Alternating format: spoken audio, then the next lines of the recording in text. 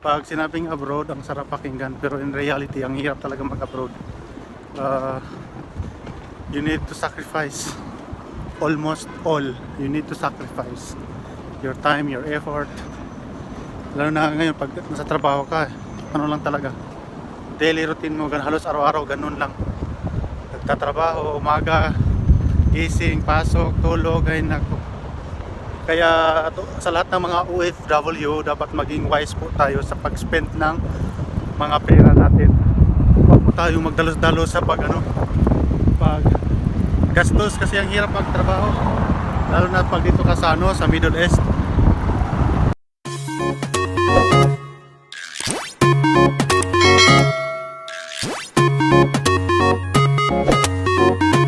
Hi guys, welcome back to my YouTube channel. Ayan.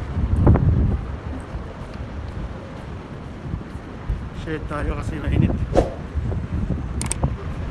Dahil tayo sa ayan, lugar dito.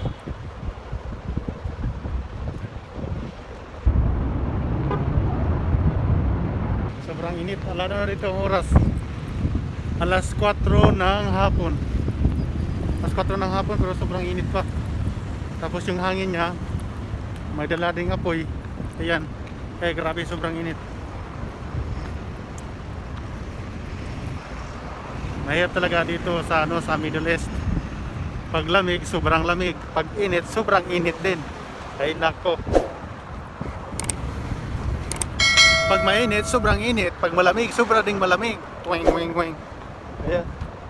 Tingin-tingin tayo kasi baka sagasaan tayo. Mahirap na. Diyos ko Lord, wag naman sana. Gagawa pa tayo ng mangliwat pa tayo, mangliwat. Ayan, as you can see, yan, may halaman dyan. Kasi itong area na to, traffic area. Ayan.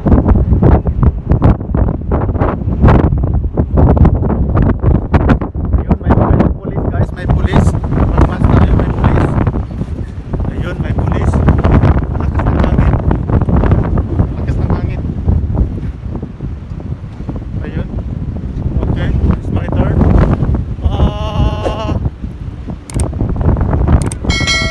Mahangin. Oh, ayun. Ayan. While walking in the street, kailangan nating mag-ingat kasi may pulis sa harap. Huwag tanggalin ang mask kung ayaw magbayad. Wala pa naman tayong perang pambayad. Baka makulong tayo, simbako. Ayan.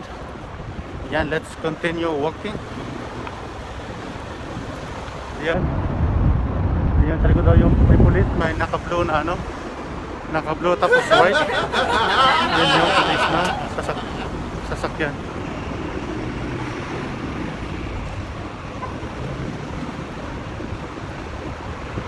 Ayan, dito traffic. Ayan, sobrang traffic. Matraffic. Ayan. Dito maraming mga mga parking area. Ayan. Ayan. Shout out dyan sa mga gustong mag-abroad dito sa Middle East. Ayan, mag-abroad kayo dito para maranasan nyo din kung kaano kainit. Pag init, sobrang init. Pag lamig, sobrang lamig. Oh my God. Yan, mayroong kahoy dyan sa puno. May kahoy sa puno. Mayroong kahoy dyan sa sada. Ito guys, itong ko pag-video ko, lang to siya ba?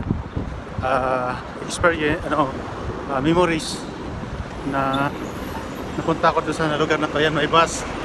Sasakay si kabayan. Ako, maglalakad lang ako kahit mainit. Para exercise. Ayan. Ito, may restaurant dito, walang customer.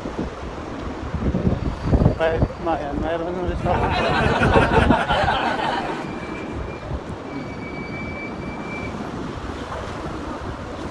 Yan, may flag. May flag. Ito ata yung flag nila, simula't simula. Flag nila.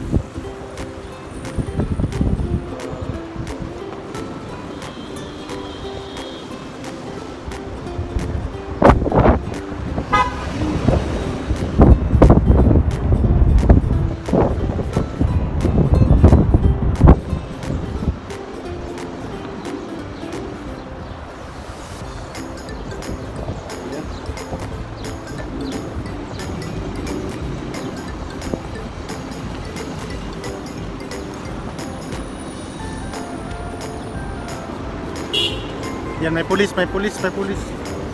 May pulis.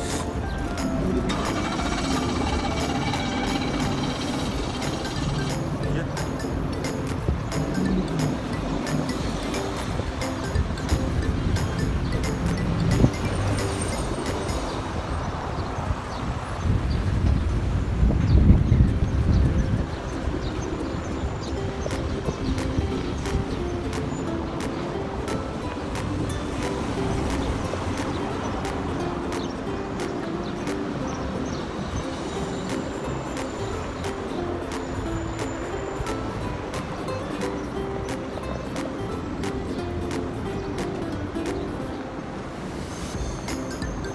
Yan. Maraming mga ano dyan, maraming mga kotse nakaparada. Kahit gulong man dyan, wala tayo. Ayun. Kahit gulong wala. And let's continue walking.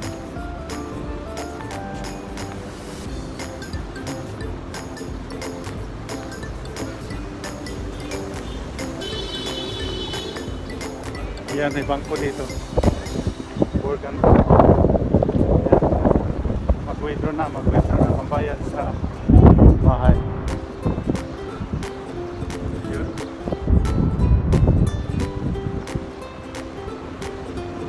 Ayan, may.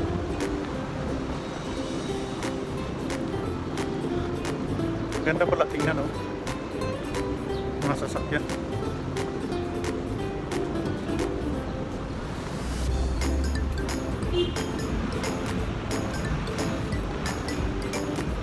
Ayan.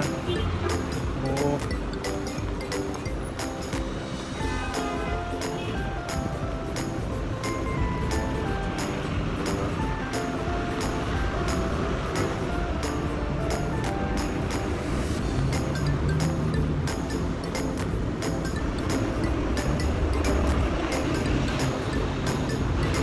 Ayan.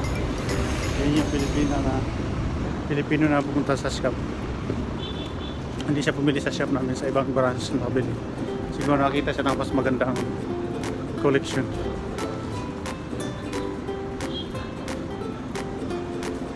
Malapit-lapit na tayo.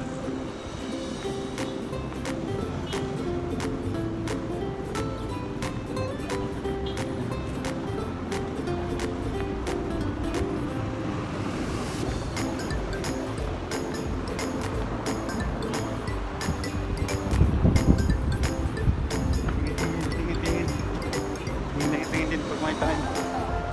Mahirap lang masagasaan.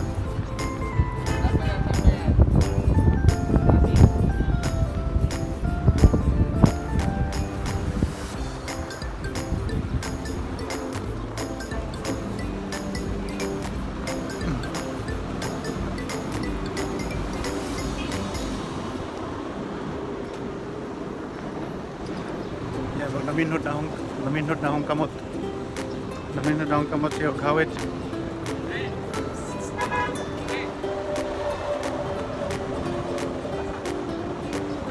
Hasan?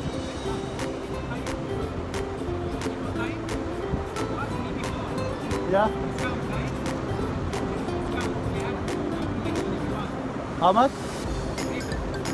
Riva? Now? I will come back next time. Yeah.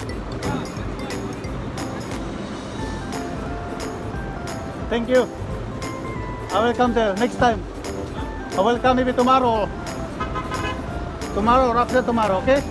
Thank you. Yan guys, yung customer ko pala yun dun sa shop. Binigyan ko binigyan ko ata siya ng free gift. Sabi niya bigyan daw niya ako ng discount. Nakalimutan ko na kasi sa dami na mga customer sa amin doon araw-araw. Ayun. Sobrang init. Dito na ako sa Al Salamul. Al Salamul na ako. Salamul.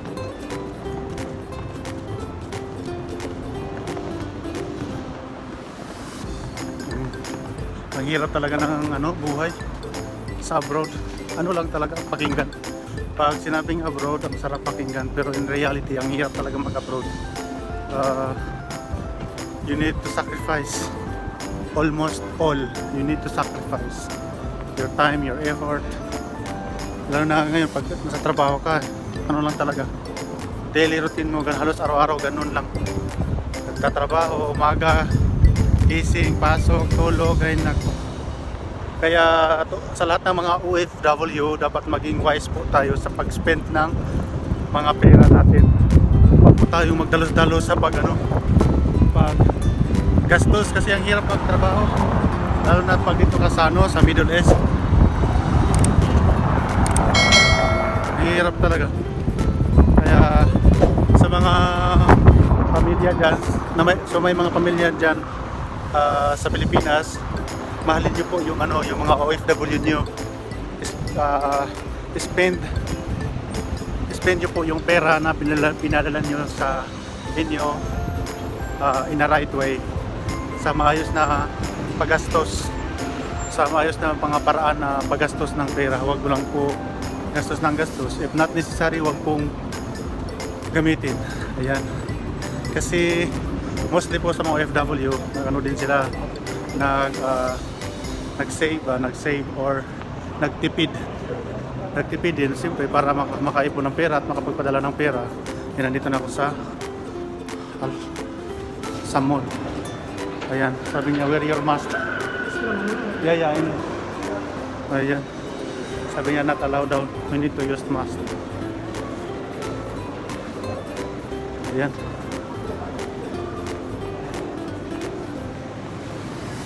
Ayan guys,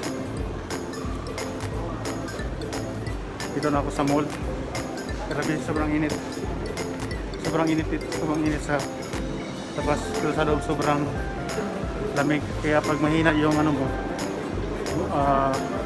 immune system mo, magkakasakit ka. Kasi sa labas mainit, sa loob malamig. Ayan, palabas na ako. Ayan. Hindi na nga ako iniwan ko na lang yung blazer ko sa trabaho, kasi pag mag-blazer ka pa, napatay na, para kang giganggang. Ayan guys, thank you so much po sa inyong pagpanood sa aking video. Ayan, thank you so much guys, sa ulitin po. Ayan, God bless everyone, enjoy and always be safe. Sa mga hindi pa dyan napag-subscribe, please don't forget to subscribe and click the notification bell para ma-update kayo sa aking mga new videos. Ayan. Bye bye everyone. Bye bye.